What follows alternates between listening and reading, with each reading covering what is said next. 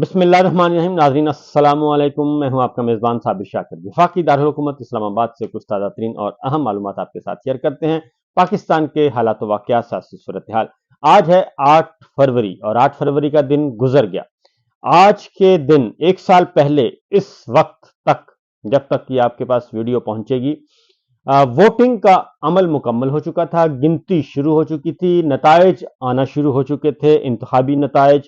اور ہر طرف سے پاکستان کے طول و عرض میں، پشاور سے لے کر کراچی تک، بلوچستان، پنجاب، سرحد، خیبر پختونخوا، تمام کے تمام، سندھ، کراچی، حیدرآباد، لاہور، ملتان، گجرانوالہ، راولپنڈی، اٹک، ہر طرف سے، پشاور، سوابی، ہر طرف سے اطلاع جو آ رہی تھی، اور جو پاکستان ٹیلی ویژن کے تمام ٹی وی چینلز جو خبریں دے رہے تھے، اور جو فیلڈ رپورٹر رپورٹنگ کر رہے تھے اور بتا رہے تھے، اور سیاسی جماعتوں کے جو انتخابی دفاتر تھے، ہیڈ کوارٹرز تھے، جہاں پہ نتائج کلیکٹ کیے جا رہے تھے، بشمول مسلم لیگ نواز، پیپلز پارٹی، ایم کیو ایم، سب کے سب جو نتائج دے رہے تھے، وہ تمام کے تمام نتائج یہ تھے کہ ہر طرف سے صدا بلند ہو رہی تھی کہ آزاد امیدوار جیت رہے ہیں، آزاد امیدوار برتری لے گئے.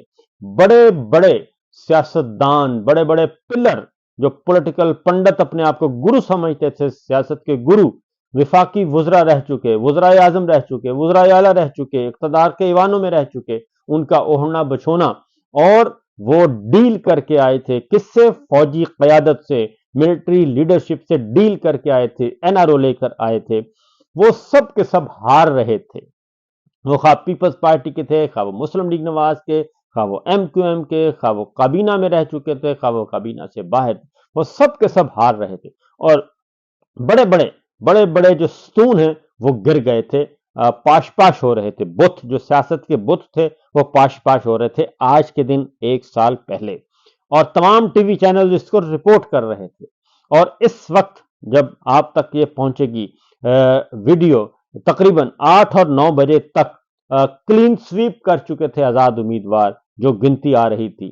لیکن اس کے بعد یہ 11 بجے تک رات سلسلہ یہ جاری رہا، اور اس کے بعد پھر چراغوں میں روشنی نہ رہی، جب پتہ چلا کہ عمران خان قیدی نمبر 804 جیل میں بیٹھ کر اس نے تمام سیاسی گروؤں کو ہرا دیا ہے، فوجی قیادت کو ہرا دیا ہے، اسٹیبلشمنٹ کو ہرا دیا ہے، اور جنرل باجوہ اور جنرل ندیم انجم کے پلان کو پاش پاش کر دیا ہے.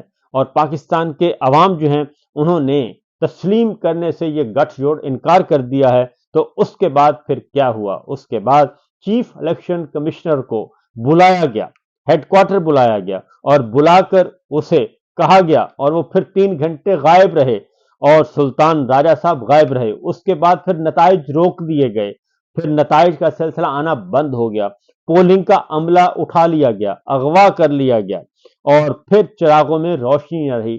پھر یہ سب کچھ ہوتا رہا. اور پھر جاتی عمرہ میں جو وکٹری سپیچ تیار کی گئی تھی، باؤ جی نے، باؤ جی کے بھائی نے، بھائی کے بھتیجی نے، سب کے سب چراغ، اور وہ جو چہرے لٹکے ہوئے تھے، وہ سب کے سب جا کے اپنے اپنے گھروں میں سو گئے، اور یہ کہہ کر سو گئے کہ ہم ہار چکے اور عمران خان جیت چکا، پاکستان کے عوام نے ہمیں مسترد کر دیا. مولانا صاحب بھی ہار گئے، ایم کیو ایم بھی ہار گئی، پیپلز پارٹی بھی ہار گئی، مسلم لیگ نواز بھی ہار گئی، باپ بھی ہار گئے، سب کے سب ہار گئے، کاف لیگ بھی ہار گئی، وجود تک نہ رہا. اور آزاد امیدوار ہر طرف سے جیت گئے، جن سے بلے کا نشان چھینا گیا تھا، جو پی ٹی آئی کے امیدوار تھے، اور انہیں نشان دیے گئے تھے گاجر، مولی، بھنڈی، چمچ، کڑچھا، ہانڈی، روٹی، اس طرح کے نشان دیے گئے تھے، اور وہ جیت گئے. تو جناب، اس کے بعد پھر یہ ہوا کہ نتائج تبدیل کر دیے گئے، اور نتائج تبدیل کر کے پھر عمران خان صاحب سے ملاقات کی گئی. فوجی افسران ملاقات کرنے کے لیے گئے، ان کو پیشکش کی کہ جناب آپ ہمارے ساتھ تعاون کریں، آپ ہمارے ساتھ مل کر چلنے کا وعدہ کریں، آپ ایک چھوٹی سی مذمت کر دیں 9 مئی کی، اور اس کے بعد پھر ہم آپ کا مینڈیٹ آپ کو واپس کر دیں گے، پاکستان تحریک انصاف کی حکومت بن جائے گی. لیکن عمران خان نے ایسی کوئی بھی شرط ماننے سے انکار کر دیا. اور وہ دن گیا اور آج کا آیا. فسطائیت پورے زور شور سے مسلط ہے، اور فسطائیت غیر جمہوری ہتھ کنڈے، غیر آئینی اقدامات، قانون کو توڑنا، قانون شکنی، آئین شکنی، غیر آئینی ترامیم ہر روز کیا جا رہا ہے۔ 1 سال ہو گیا اور 1 سال سے پاکستان میں ناجائز حکومت، ناجائز حکمران، الیکشن چور، مینڈیٹ چور مسلط کیے گئے ہیں اور ان کو دن رات سیلوٹ کیا جاتا ہے۔ یہ صورتحال اس وقت تک جاری ہے جناب۔ اور آج یوم سیاہ منایا گیا، یوم احتجاج منایا گیا، سوابی میں بڑا جلسہ کیا گیا اور اس جلسے میں واضح طور پر پیغام دیا گیا ملٹری لیڈرشپ کو، جنرل عاصم منیر صاحب کو، کہ جناب آپ اپنی فوج کو اور آپ اپنے ارادوں کو جو ہے وہ غیر سیاسی کر دیں اور غیر سیاسی کریں، نیوٹرل ہو جائیں اور پاکستان کے آئین کے ساتھ کھڑے ہوں، پاکستان کے عوام کے ساتھ کھڑے ہوں۔ اور یہی ہماری بھی ریکویسٹ ہے کہ پاکستان کے عوام اور پاکستان کی فوج کے درمیان فاصلے بڑھتے جا رہے ہیں۔ ان فاصلوں کو صرف ایک صورت میں ختم کیا جا سکتا ہے اور وہ ہے کہ آپ عوام کی رائے کا احترام کریں، عوام کی رائے کا احترام کریں، آئین کی بالادستی تسلیم کریں، جمہوریت کو مانیں اور رول آف لا پہ عمل کریں۔ تو یہ سب کچھ ہو رہا ہے۔ عمران خان صاحب نے سوابی میں جلسہ ہوا، پنجاب بھر میں، ملک بھر میں احتجاج ہوئے، جلسے جلوس ہوئے، جلوس نکالے گئے، ریلیاں نکالی گئیں اور گرفتاریاں بھی ہوئیں۔ ملتان میں گرفتاریاں ہوئیں، لاہور میں گرفتاریاں ہوئیں اور مرکزی رہنماؤں کو بھی گرفتار کیا گیا۔ پنجاب میں جو ہے وہ فسطائیت، اور اس کے بعد اگلا جو ہے آزاد کشمیر۔ ابھی 3 دن پہلے 5 فروری کو ہم نے یوم یکجہتی کشمیر منایا۔ وہ سارے کا سارا کیا ڈرامہ تھا؟ وہ سارے کا سارا یہ تھا کہ مقبوضہ کشمیر کے ہمارے کشمیری بھائیوں کی لیے ہم نے آواز بلند کرنی تھی، اور وہی فسطائیت آج آزاد کشمیر میں دیکھنے کو ملی۔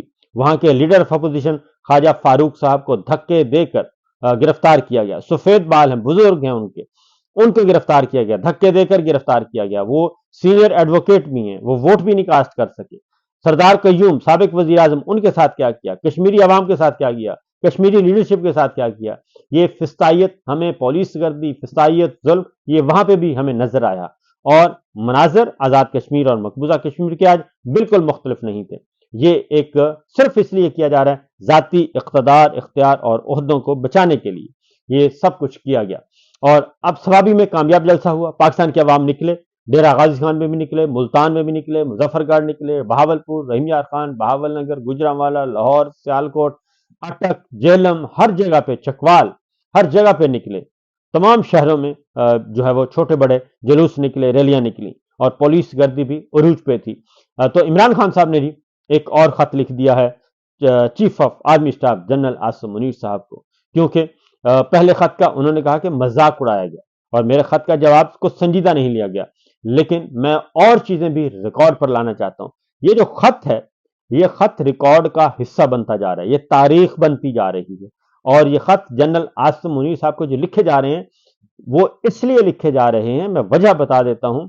عمران خان صاحب اس لیے لکھ رہے ہیں کہ یہ چیزیں ریکارڈ پر آ جائیں، کہ یہ کل کو یہ نہ کہیں جنرل عاصم منیر صاحب کہ مجھے تو کچھ پتہ ہی نہیں تھا، یہ تو نیچے نیچے ہو رہا تھا، میرا تو کوئی تعلق ہی نہیں تھا۔ تو عمران خان صاحب ہر چیز ریکارڈ پر لا رہے ہیں اور ان کو بتا رہے ہیں کہ نہیں جناب، ایسا نہیں ہے، میں نے آپ کو بتا دیا ہے کہ یہ کچھ ہو رہا ہے اور یہ کچھ کیا جا رہا ہے۔ تو آج کا جو خط ہے اس میں عمران خان صاحب نے لکھا ہے کہ میں نے ملک و قوم کی بہتری کی خاطر نیک نیتی سے army chief general Asim Munir آپ کے نام کھلا خط لکھا، تاکہ فوج اور عوام کے درمیان جو خلیج ہے دن بدن بڑھتی جا رہی ہے، اس کو کم کیا جا سکے۔ لیکن اس کا جواب انتہائی غیر سنجیدگی اور غیر ذمہ داری سے دیا گیا۔ عمران خان نے آرمی چیف عاصم منیر سے کہا کہ میں سابق وزیر اعظم اور سب سے بڑی سیاسی جماعت، مقبول ترین سیاسی جماعت کا سربراہ ہوں، میں نے اپنی ساری زندگی عالمی سطح پر ملک اور قوم کا نام روشن کیا ہے، اور 1970 سے اب تک میری 55 سال کی پبلک لائف اور 30 سال کی کمائی سب کے سامنے ہے۔ میرا جینا مرنا صرف اور صرف پاکستان میں ہے، پاکستان کے لیے ہے۔ اور انہوں نے کہا کہ مجھے صرف اور صرف اپنی فوج کے تاثر اور عوام اور فوج کے درمیان بڑھتی ہوئی خلیج کے ممکنہ مضمرات کی فکر ہے، اور جس کی وجہ سے میں یہ خط دوبارہ لکھ رہا ہوں۔ انہوں نے کہا کہ میں نے جن 6 نقاط کی نشاندہی کی ہے، اگر ان پر عوامی رائے لی جائے تو 90% عوام ان نقاط کی حمایت کریں گے۔ ایجنسیوں کے ذریعے پری پول دھاندلی اور الیکشن کے نتائج تبدیل کر کے اردلی حکومت قائم کرنا، عدلیہ پر قبضے کے لیے پارلیمنٹ سے گن پوائنٹ پر 26ویں آئینی ترمیم منظور کروانا اور پاکٹ ججز بھرتی کرنا، ظلم و جبر کے خلاف اٹھنے والی آوازوں کو بند کرنے کے لیے پیکا جیسے کالے قانون کا اطلاق کرنا اور سیاسی عدم استحکام اور جس کی لاٹھی اس کی بھینس کی ریت ڈال کر ملک کی معیشت کی تباہی، ملک کی سب سے بڑی سیاسی جماعت کو مسلسل ریاستی دہشت گردی کا نشانہ بنانا اور تمام ریاستی اداروں کا اپنے فرائض چھوڑ کر سیاسی انجینئرنگ اور سیاسی انتقام میں شامل کرنا نہ صرف عوامی جذبات کو مجروح کر رہا ہے بلکہ عوام اور فوج میں خلیج کو بھی مسلسل بڑھا رہا ہے۔ فوج ملک کا ایک اہم ادارہ ہے، مگر اس میں بیٹھی چند کالی بھیڑیں پورے ادارے کو نقصان پہنچا رہی ہیں، اور ایسا ہی ایک شخص اڈیالہ جیل میں بیٹھا کرنل بھی جو جیل کے سٹاف کو کنٹرول کرتے ہوئے نہ صرف آئین اور قانون اور جیل مینول کی دھجیاں بکھیر رہا ہے بلکہ انسانی حقوق بھی پامال کر رہا ہے۔ اور انہوں نے کہا کہ ایسا عمل کیا جا رہا ہے کہ وہ عدالتی احکامات کو جوتے کی نوک پر رکھتے ہوئے اس پر ایسے عمل کرتا ہے جیسے قابض فوج کرتی ہے۔ پہلے اڈیالہ جیل کے فرض شناس سپرنٹینڈنٹ اکرم کو اغوا کیا گیا اور تشدد کا نشانہ بنایا گیا، اور اس کے بعد انہوں نے کہا کیونکہ وہ جیل قوانین کی پاسداری کرتا تھا اور جیل قوانین پر عمل درآمد کرتا تھا اور کرنل کے احکامات نہیں مانتا تھا، اب بھی تمام عملے کو ڈرایا دھمکایا جا رہا ہے۔ بنیادی انسانی حقوق پامال کرتے ہوئے مجھ پر دباؤ بڑھانے کے لیے ایک کرنل کی ماتحت جیل انتظامیہ نے مجھ پر ہر ظلم کیا، مجھے موت کی چکی میں رکھا گیا، 20 دن تک مکمل لاک اپ میں رکھا گیا جہاں سورج کی روشنی تک نہیں پہنچتی تھی، 5 روز تک میرے سیل کی بجلی بند رکھی گئی، میں مکمل اندھیرے میں رہا، میرا ورزش کرنے والا سامان اور ٹی وی تک لے لیا گیا، مجھ تک اخبار بھی پہنچنے نہیں دیا گیا، جب چاہتے ہیں کتابیں تک روک لیتے ہیں۔ ان 20 دنوں کے علاوہ مجھے دوبارہ بھی 40 گھنٹے لاک اپ میں رکھا گیا، میرے بیٹوں سے پچھلے 6 ماہ میں صرف 3 مرتبہ میری بات کروائی گئی اور اس معاملے میں عدالت کا حکم بھی نہیں مانا گیا، اور جو میرے بنیادی میرے حقوق ہیں وہ بھی پورے نہیں کیے جا رہے۔ جیل مینول کے مطابق ایک قیدی کے ایک ملزم کے بھی حقوق ہوتے ہیں، وہ بھی پورے نہیں کیے جا رہے، اور میری اہلیہ کو قید تنہائی میں رکھا گیا اور میری بہنوں کو جن کی عمریں 65 سال ہیں ان کو قید کیا گیا، اور ڈاکٹر یاسمین راشد 75 سالہ کینسر کی پیشنٹ اس کو پابند سلاسل کیا ہوا ہے، اور یہ ساری فسطائیت اس لیے مسلط کی جا رہی ہے کہ جعلی نظام، آئین چور اور الیکشن چور جو ہیں وہ اس پر قابض رہیں۔ انہوں نے کہا کہ گن پوائنٹ پر کروائی گئی 26ویں غیر آئینی ترمیم کے ذریعے عدالتی نظام پر قبضہ اور کورٹ پیکنگ کا مقصد انسانی حقوق کی پامالیوں اور انتخابی فراڈ کی پردہ پوشی اور میرے خلاف مقدمات میں من پسند فیصلوں کے لیے پاکٹ ججز بھرتی کرنا تاکہ عدلیہ میں کوئی شفاف فیصلہ دینے والا نہ ہو۔ میرے سارے کیسز کے فیصلے دباؤ کے ذریعے کروائے گئے، مجھے قانونی طور پر 4 سزائیں، غیر قانونی طور پر سزائیں دلوائی گئیں۔ میرے خلاف فیصلہ دینے والے جج صاحبان پر اتنا دباؤ تھا کہ ایک جج کا بلڈ پریشر 5 مرتبہ ہائی ہوا اور اسے جیل ہسپتال میں داخل کروانا پڑا۔ اس جج نے میرے وکیل کو بتایا کہ مجھے اور میری اہلیہ کو سزا دینے کے لیے اوپر سے شدید ترین دباؤ ہے۔ 9 مئی اور 20 نومبر کو ہمارے نہتے جمہوریت پسند کارکنوں پر ظلم و تشدد کی انتہا کی گئی، پرامن شہریوں پر سیدھی گولیاں چلائی گئیں، سیاسی انتقام کی آڑ میں 3 سال میں لاکھوں شہریوں کے گھروں پر چھاپے مارے گئے اور ہمارے 20,000 سے زیادہ ورکرز اور سپورٹرز کو گرفتار کیا گیا اور سینکڑوں کو اغوا کر کے تشدد کا نشانہ بنایا گیا۔ ہزاروں بے گناہ لوگوں کو کئی ماہ جھوٹے کیسز میں جیلوں میں رکھا گیا۔ ایجنسیز کے دباؤ پر ہمارے 2000 سے زائد ورکرز، سپورٹرز، پارٹی لیڈرز کی ضمانت جو ہے وہ بھی ضمانت کی درخواستوں پر ابھی تک ہائی کورٹ کے ججز التوا کیے ہوئے بیٹھے ہیں۔ عمران خان صاحب نے اپنے خط میں 26 نومبر کا بھی حوالہ دے دیا ہے، جو یہ کہتے تھے کہ جناب 26 نومبر کا ذکر نہیں، اس قتل عام کا بھی ذکر کیا ہے۔ عمران خان صاحب نے کہا کہ ہماری خواتین کے ساتھ انتہائی شرمناک سلوک کیا گیا، اور شرمناک سلوک پاکستان کی تاریخ میں کبھی سیاست دانوں کی گھریلو خواتین پر اس طرح نشانہ نہیں بنایا گیا جس طرح اب بنایا گیا ہے۔ اور اس کے بعد انہوں نے کہا کہ نبی کریم صلی اللہ علیہ وسلم کے دور میں عورتوں، بزرگوں، بچوں کو تنگ نہیں کیا جاتا تھا۔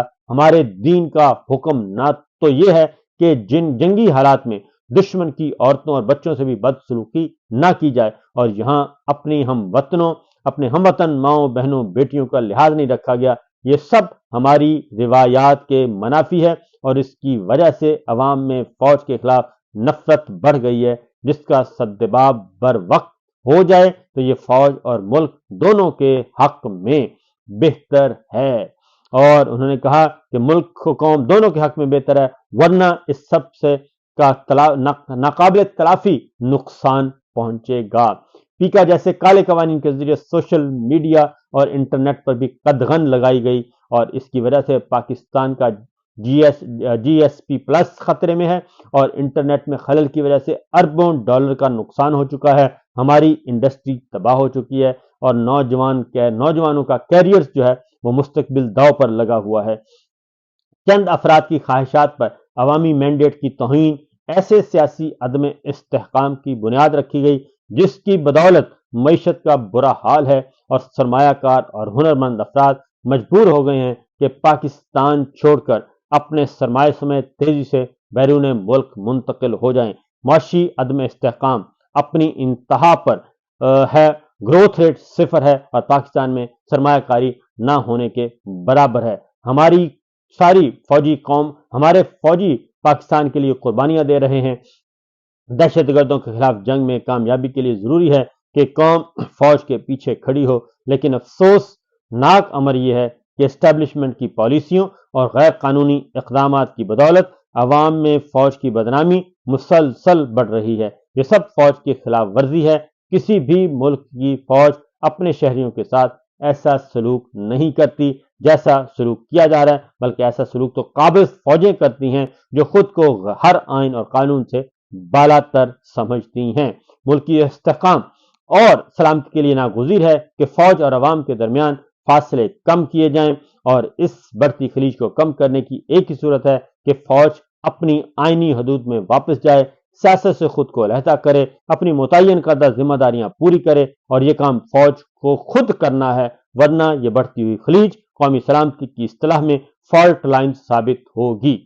یہ ہے جناب خط، باقی خبریں انشاءاللہ اگلے ویلاگ میں۔ اجازت دیجیے، اللہ حافظ۔